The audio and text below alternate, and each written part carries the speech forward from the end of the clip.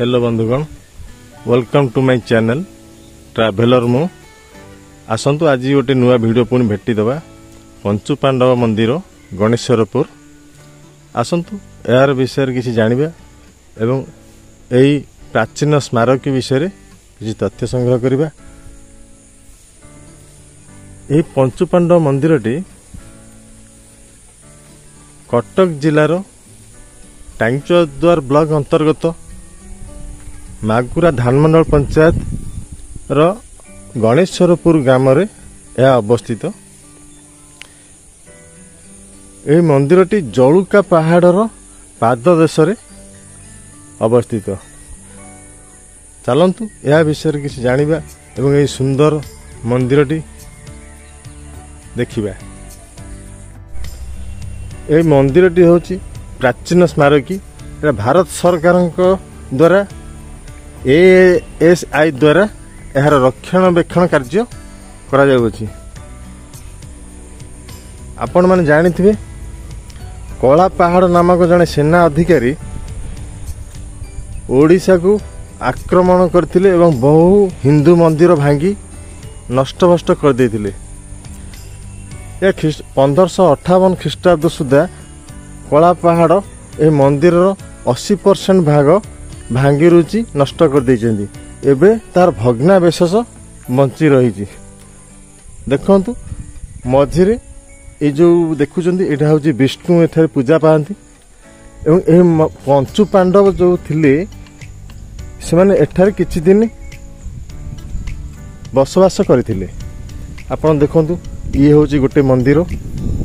यार कारुकार्य देखंतु केते सूक्ष्म। एठारे चारि भाई विराजमान करुथिया बेले युधिष्ठिर माँ कुंती के सहित निकटवर्ती ग्राम रुद्रपुर ग्राम रे बसवास करुथिले। देखंतु यार कारुकार्य केते नमनीय एवं सूक्ष्म। ठीक कोणार्क मंदिर कारुकार्य जो भाव अति सूक्ष्म ए मंदिर कारुकार्य मध्य से भाव सूक्ष्म देखि पारुथिबे को भली कारुकार्य ठी हेजी। एटा हूँ जो मंदिर देखते भग्नावशेष मंदिर मझीरे अच्छी। एठारे विष्णु को माँ कुंती पूजा करथांती जहाँ लोकलोचन शुणा मिलता है। एवं चारि कोण रे देखंतु चारि कोण रे चारोटी मंदिर एभली भाव थिला जहाँकि एई पूर्व कोण रे से मंदिर संपूर्ण भाव में नष्ट हो जाइए। कला पहाड़ जिते आक्रमण करथिले एवं ओडिशार बहु हिंदू मंदिर को नष्ट भष्ट कर देइथिले। ये सब जिनस देखो चारिआडे बिछाड़ी पड़ी रही। ये गोटे मंदिर संपूर्ण अंश सब एगुड़ा चारिआडे बिछाड़ी पड़ी रही। देखंतु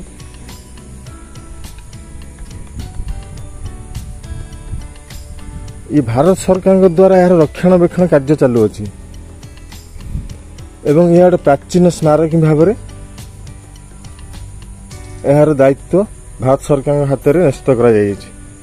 चलतु देखिए भीतर को प्रवेश करिए।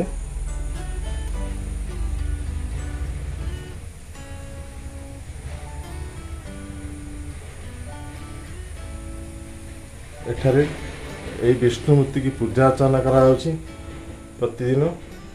केवल मंदिर 20% बंची माने भाग आपण देखिए पाउछंती एवं अवशिष्ट 80% कला पहाड़ द्वारा ए मंदिर संपूर्ण भाव में भांगी रुचि नष्ट कर दी जाइछि।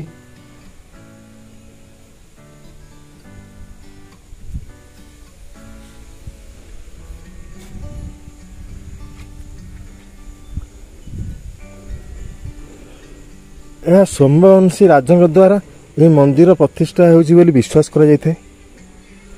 1558 ख्रीष्टाब्द सुधा ए मंदिर संपूर्ण नष्टभष्ट हो जाइथिला। कला पहाड़ नामधारी सेना अधिकारी द्वारा जे कि बहुबार ओडिशा आक्रमण करी बहु हिंदू मंदिर नष्टभष्ट कर देइथिले। देखंतु ए मंदिर कारुकार्य को भली आपण देखंतु।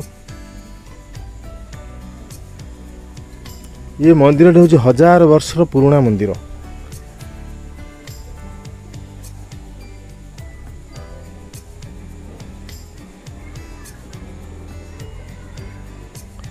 देखो मंदिर कारुकार्य को भाव में ଯେତେବେଳେ ପାଣ୍ଡବ ମାନେ ଅଜ୍ଞାତବାସରେ ଥିଲେ ଏଠାରେ କିଛି ଦିନ ପାଣ୍ଡବ ମାନେ ରହିଥିଲେ ଏବଂ ଲୋକଲୋଚନ ଯାହା ଶୁଣିବାକୁ ମିଳିଯାଉଛି ଏଠି ଲକ୍ଷେ ସ୍ୱର୍ଣ୍ଣ ଚମ୍ପା ଅଛି। ମା କୁନ୍ତୀ ଏଠି ଲକ୍ଷେ ସ୍ୱର୍ଣ୍ଣ ଚମ୍ପା ଅର୍ପଣ କରିଥିଲେ ଭଗବାନ ବିଷ୍ଣୁଙ୍କୁ ବର ପ୍ରାପ୍ତି ହେବା ପାଇଁ।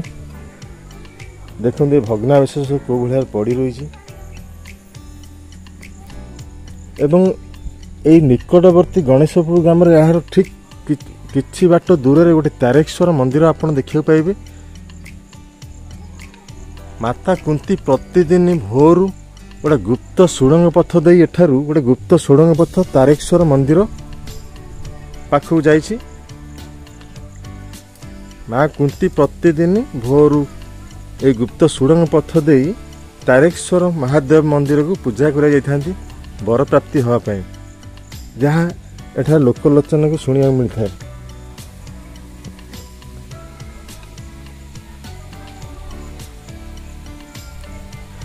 ଏ ହେଉଛି ପଞ୍ଚୁ ପାଣ୍ଡବ ମନ୍ଦିର। ପ୍ରତ୍ନତାତ୍ତ୍ୱିକ ସ୍ଥଳ ଭାବରେ ଏହା ବିବେଚନା କରାଯାଇଛି ଭାରତ ସରକାରଙ୍କ ଦ୍ୱାରା। ଏହାର କାରୁକାର୍ଯ୍ୟ ଅତି ନମନୀୟ ଓ ସୂକ୍ଷ୍ମ। ମନ୍ଦିର ଭିତରେ କୌଣସି ଗୋଟିଏ ଖାଲି ଆପଣ ବିଷ୍ଣୁ ମନ୍ଦିର ଯେଉଁଟା ଦେଖେଇଲି ଏଇଟା କିନ୍ତୁ ଖାଲି ଆପଣ ଦେଖନ୍ତୁ, ଏଥିରେ କୌଣସି ଦେବାଦେବୀ ପୂଜା ପାଉନାହାନ୍ତି। ଏବଂ ଦେଖନ୍ତୁ ଏଇଟା ହେଉଛି ଜଉଳୁକା ପାହାଡ଼। ଏଇଟା ହେଲା ଜଉଳୁକା ପାହାଡ଼ର ଠିକ୍ ପାଦ ଦେଶରେ ଆପଣଙ୍କୁ ଦେଖିବାକୁ ପାଇପାରିବେ ଆପଣମାନେ ଏଇ ପଞ୍ଚୁ ପାଣ୍ଡବ ମନ୍ଦିର। ଚାରି କୋଣରେ ଦେଖନ୍ତୁ, ଚାରି କୋଣରେ ଚାରୋଟି ମନ୍ଦିର ଏଇଭଳି ଭାବରେ ଥିଲା। ଏବେ ତିନୋଟି ଆପଣମାନେ ଦେଖିବାକୁ ପାଉଥିବେ, ତିନୋଟି ମନ୍ଦିର ଏବଂ ଆଉ ଗୋଟେ ସମ୍ପୂର୍ଣ୍ଣ ଭାବରେ ନଷ୍ଟ ହୋଇ ଚାରିଆଡ଼େ ବିଛାଡ଼ି ହୋଇ ପଡ଼ିଛି ତାର ଭଗ୍ନାବଶେଷ। ଏହିଠାରୁ ମାତା କୁନ୍ତୀ ଏଠାରେ ବିଷ୍ଣୁଙ୍କୁ ପୂଜା କରିଥାନ୍ତି ଏବଂ ଲକ୍ଷେ ସ୍ୱର୍ଣ୍ଣ ଚମ୍ପା ଏଠାରେ ଅର୍ପଣ କରିଥିଲେ ବର ପ୍ରାପ୍ତି ହେବା ପାଇଁ। ଏବଂ ଏଇଠାରୁ ତାରେକେଶ୍ୱର ମନ୍ଦିର ଯିବା ପାଇଁ ଗୋଟେ ଗୁପ୍ତ ସୁଡ଼ଙ୍ଗ ପଥ ଦେଇ ମା କୁନ୍ତୀ ପ୍ରତିଦିନ ଯାଇଥାନ୍ତି ତାରେକେଶ୍ୱର ମହାଦେବଙ୍କୁ ପୂଜା କରିବା ପାଇଁ ଏବଂ ବର ପ୍ରାପ୍ତି ହେବା ପାଇଁ। ଆପଣମାନେ ଦେଖିପାରୁଥିବେ ଏ ପଞ୍ଚୁପାଣ୍ଡବ ମନ୍ଦିର କେଉଁଭଳି ଭାବରେ ଗଢ଼ି ଉଠିଥିଲା। ସେତେବେଳେ 1558 ଖ୍ରୀଷ୍ଟାବ୍ଦ ପୂର୍ବରୁ ଏ ମନ୍ଦିର ସୁରକ୍ଷିତ ଥିଲା। ଏ କଳା ପାହାଡ଼ ଦ୍ୱାରା ଏହାର ସବୁ ନଷ୍ଟ ହୋଇଯାଇଛି। ବନ୍ଧୁଗଣ, ଯେଉଁମାନେ ମୋ ଭିଡ଼ିଓକୁ ଦେଖୁଥିବେ, ନୂଆ କରି ଦେଖୁଥିବେ, ଯଦି ସବସ୍କ୍ରାଇବ୍ କରିନଥିବେ ନିଶ୍ଚିନ୍ତ ସବସ୍କ୍ରାଇବ୍ କରିବାକୁ ଭୁଲିବେନି। ଆପଣମାନଙ୍କୁ ଏଇଭଳି ଭାବରେ ନୂତନ ନୂତନ ଭିଡ଼ିଓ ଆପଣମାନଙ୍କୁ ମୁଁ ଭେଟିଦେବି। ଦେଖନ୍ତୁ ଏଠି ଗୋଟେ ସୁନ୍ଦର ପାର୍କ ମଧ୍ୟ ଏଠାରେ ତିଆରି କରାଯାଇଛି।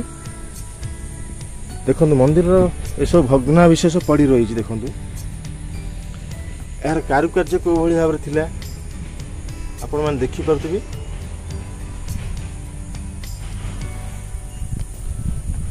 ତିନୋଟି ମନ୍ଦିର ଥିବାବେଳେ ଏବେ ତିନି କୋଣରେ ଗୋଟେ ମନ୍ଦିର ସମ୍ପୂର୍ଣ୍ଣ ଭାବରେ ଭାଙ୍ଗି ରୁଜି ତାହାର ଚତୁଃପାର୍ଶ୍ୱରେ ଭଗ୍ନାବଶେଷ ପଡ଼ି ରହିଛି।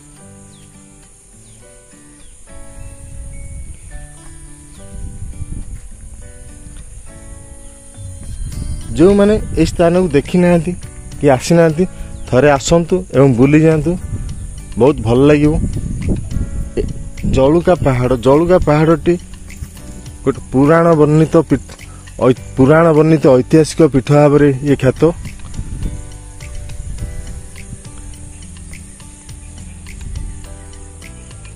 ଦେଖନ୍ତୁ ସବୁଜ, ଯୁଆଡ଼େ ଦେଖିବେ ଖାଲି ସବୁଜ ସବୁଜ, ମନ ବହୁତ ଖୁସି ଲାଗିବ ଆପଣମାନଙ୍କୁ।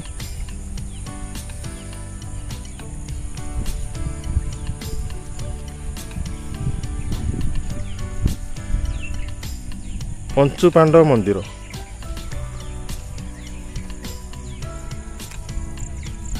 ଏ ଭାରତ ସରକାରଙ୍କ ଦ୍ୱାରା ଏହାର ରକ୍ଷଣାବେକ୍ଷଣ ଦାୟିତ୍ୱ ନିଆଯାଇଛି। ଏହାର ଚତୁଃପାର୍ଶ୍ୱରେ କେହି ଖନନ କିମ୍ବା ଧ୍ୱଂସାଭିମୁଖ କାର୍ଯ୍ୟକ୍ରମ କଲେ ଏଠାରେ ବୋର୍ଡରେ ଲେଖାଯାଇଛି लक्ष टका पर्यंत जोरिमाना और 2 वर्ष पर्यंत जेल जीवाक पड़ो।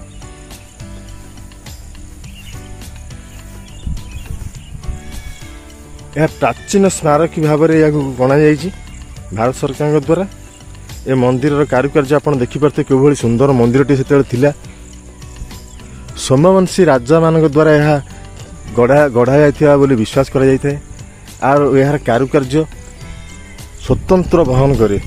आपण कोणार्क मंदिर कारुकार्य जो भाव में देखिए यार ठीक यार से भाव में एठार आप देखा पारे। देखु मंदिर कौ भाव में चारि कोण चारोटी थिबा बेले मझिरे गोटे विष्णु मंदिर भांगी नष्ट हो जाता आ गोटे संपूर्ण भाव में भांगी नष्ट हो जाए।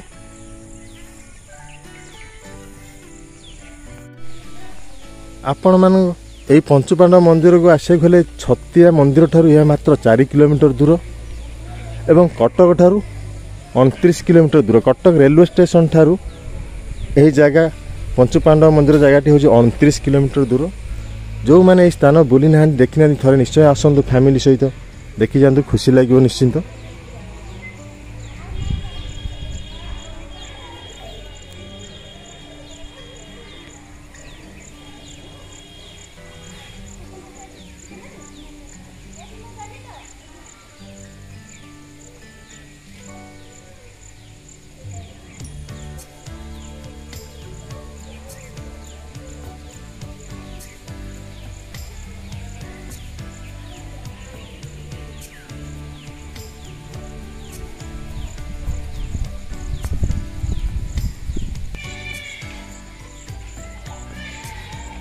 देखु यार चतुर्पार्श्वर किभली भाव में मंदिर भग्नावशेष पड़ी रही विभिन्न कारुकार्यपूर्ण आप देखु कौ भली भाव से शिल्पी माने तैयारी करथिले मंदिर।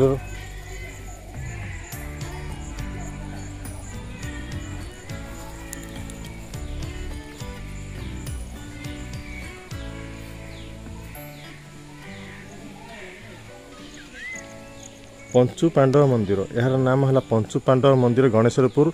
आपण गूगल सर्च कले जानीपर। सुंदर मंदिरटी थिला कला पहाड़ द्वारा यह आक्रमण कर भांगी नष्ट कर दी जाइए।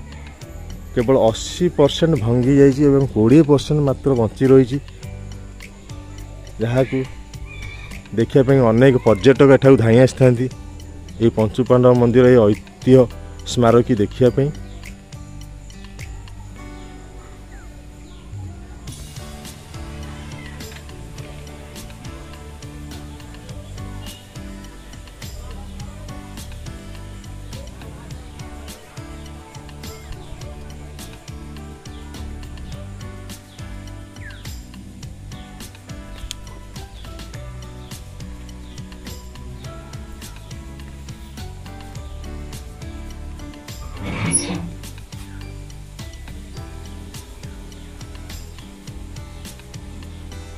एठारे त्रिनाथ पूजा पाँच देखिपे ब्रह्मा विष्णु महेश्वर 3 मूर्ति की एठारे पूजा करा जाउछि।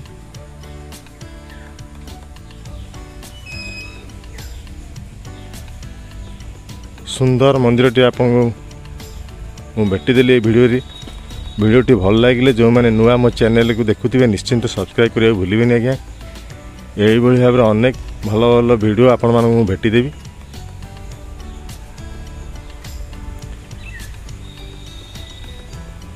सोमवंशी राजा द्वारा यह गढ़ी उठिला ये पंचुपांडव मंदिरटी। ये मंदिर निर्माण शैली आपण निजे आखि न देखिले जानीपर विश्वास भी करें। अति चमत्कार मंदिर निर्माण शैली आप देखु।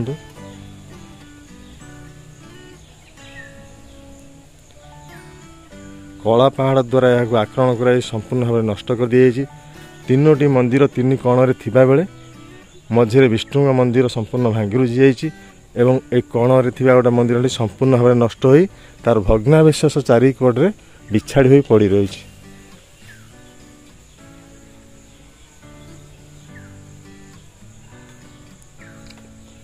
देखते कौ भाव में कारुकार्य सब होता से शिल्पी मैंने कौ भाव में कारुकार्य सब करथिले।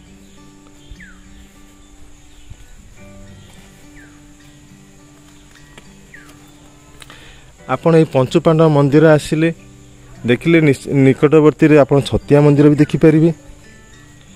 यार यही पहाड़ ठीक ऊपर भाग में नली गुंफा आप देखा पारे।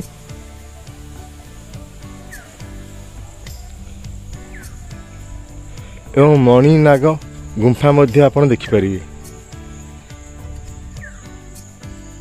देखो कौ भाई सुंदर परिवेश और सुंदर सबुजिमा भरा परिवेश आपण मन को विमोहित करने।